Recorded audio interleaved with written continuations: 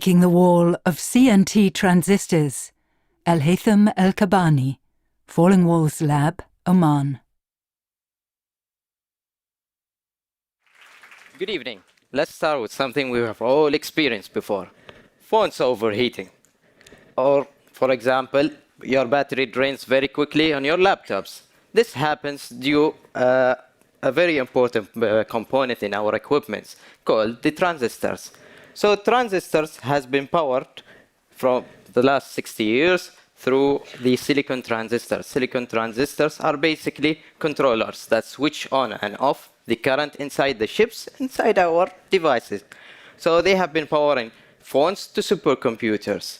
However, through the big demand on the industry of shrinking these devices and the chips industry, silicon transistors face different of issues. As we shrink these devices or transistors, the current inside them, they drain through the terminals. And this will result in different issues, such as scaling limitations, also high leakage of current, limited dielectric constants, or even poor performance at higher frequencies. So such a series of problems. Take an example. For example, Apple, they spend around $500 billion every year in the R&D of the silicon chips. While Intel, for example, they spend around $5 billion every year just to mitigate these chips. So the wall is clear. Silicon transistors has reached its physical and quantum limits. And these limits affects the companies and the users by itself. So in order to break that wall, we will introduce a new material called carbon nanotubes.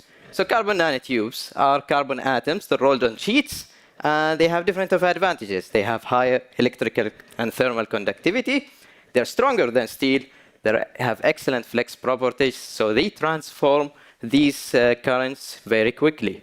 How we do that? With a lot of numbers. Quantum mechanics. I had a lot of breakdowns until I got this one down, but I used the non-equilibrium green function that tells me how to deliver these electrons through the tunnels. So I was able to do the design model. So we set the carbon nanotubes as the source gate, which will allow us to have high carrier mobility, low power consumption, and even excellent scalability. So we can shrink them as much as we can. So the designs went to different phases. The model itself, we tested the device settings, the interior and exterior device settings, also the environmental settings that helped us to mimic the real-world transistor applications.